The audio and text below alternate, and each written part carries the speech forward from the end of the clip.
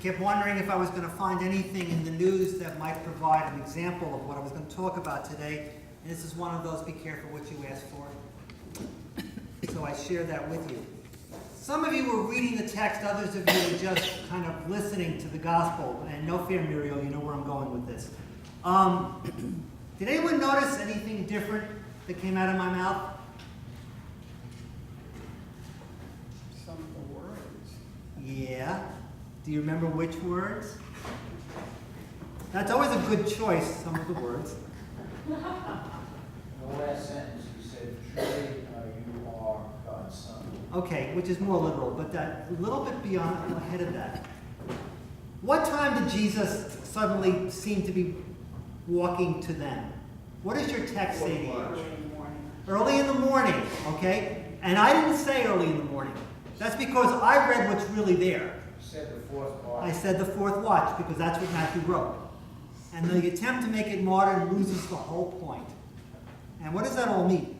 Well, first of all, remember, Matthew tells us a story and he writes in his language, which is Greek, because Zach and Ava from last year, remember, the New Testament is written in Greek? Remember that? Shake your head yes, even if you don't. Okay? You saw that, all right?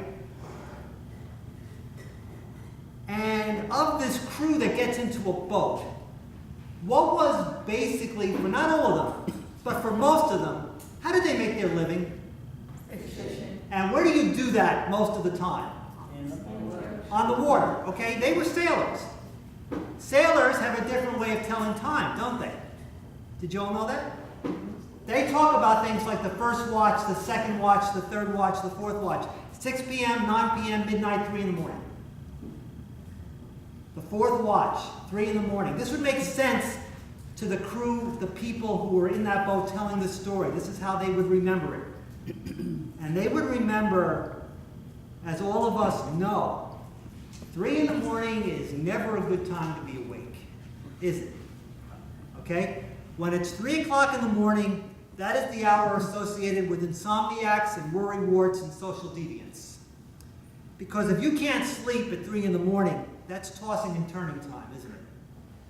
And if a person you love is not back home by 3 in the morning, you're pacing the floor time. And if the telephone rings at 3 in the morning, you know it's never good news time, right? Never? Okay?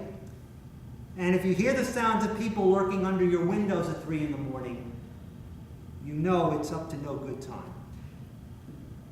You're up at 3 in the morning, you hear lots of things. You hear rumbling stomachs, you hear dripping faucets, you hear babies crying. It's 3 o'clock in the morning, and some of friends of Jesus are out in a boat. Now I want you to paint the picture with your mind, okay? I'm going to give you the setting, because it's really important that we feel what they felt, okay? This is a storm on the Sea of Galilee, which is a little lake, okay? It's a legitimate body of water. Anyone who studies biblical archaeology, they're always finding these fishing ships down at the bottom of the Sea of Galilee. You know why? Because so many of them sunk there, because these storms would come out of nowhere, and they were dangerous and they were fierce. It was like Sandy, okay? Something comes up with wind and rain, and imagine all of that. The waves, the force of the wind, being pelted in rain, and because it's a storm, no moon, no stars, it's dark. It's dark at night, and you can't see. And they're being tossed around. And of course, one class you said to me, I'm salty. Does that mean snarky? I feel I'm in a bad mood? Yeah. Yeah, all right. Well, having the same attitude as you, I always have this vision because I just have this antipathy towards the IRS. I keep wishing that if there's somebody hanging over the side, totally retching and sick to his stomach, I'm like hoping it's Matthew. You know, the tax collector, that's his. But why are they there? Don't let the opening line of the scripture go over your head. Now, Ron reaches for his sheep. So does Lori, okay? So does Brian. How does it begin? Jesus sent them out into the boat. And we missed that. He sent them into the storm, knowing what was going to happen to them. He made his disciples go because it's a church that is obedient to his word that's going to experience storms and go out into the storms. And obedient Christians are always going to find themselves on troubled waters if we're listening to his voice. Because Jesus promised us a lot of things. He said, you be faithful. He promised us the fullness of life and life in the kingdom. And he promised us glory, but he never promised us a life of sunshine and roses where no problems. If you find that in the scriptures, come and show me. For us, as individuals, it may very well be the fourth watch and it is storming. And perhaps for us as a nation, it's the same exact experience. It's fourth watch, and we're in the storm. And emotionally, we can be battered and defeated and feeling guilty and grieving. And ethically, we make all the wrong choices all the time because when it's early in the morning and there is no light, that covers a multitude of evils, doesn't it? So what happens to these guys at 3 in the morning? Jesus comes to them in the storm. When they've done everything in their power, when they've used all their human strength, all their good intentions, and they've accomplished absolutely nothing. But of course they don't recognize him because it's dark and it's stormy. Besides, who walks on water? And Jesus left them with 3 things to consider. 3 things he said to them. And this is what you take home today. And this is what I hope you pray about. Number 1, he said, don't be afraid. Number 2, have faith. And number 3, get out of the boat. Do the impossible if it seems that to you. But get out of the boat. If what you're doing now is not working, get out of the boat. We as a people, as a church, as a country, have been dealing with the evil, and I will use the word moral evil, of racism and the fanaticism and fascism, and we have done nothing. It's time for us to get out of the boat.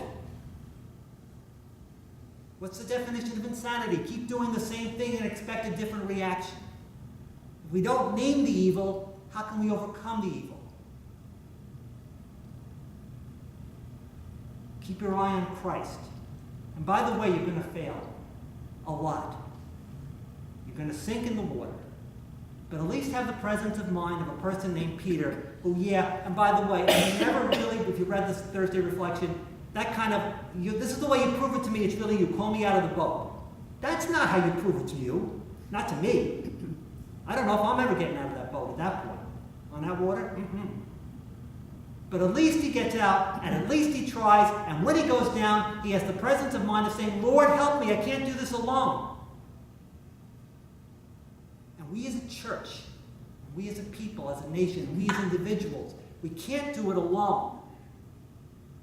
But we must get out of the boat. Don't be afraid to yell, Lord, save me. If he doesn't, who will? So if you know what the experience is like to drown, and if you know what it is like to need to be rescued, when your life is stormiest, when our experience of life as a nation and a people seems to be day after day stormier, perhaps stormiest, and when you're worn out, Jesus promises, I'll be there. Have faith. Don't be afraid. Don't be afraid to do the impossible.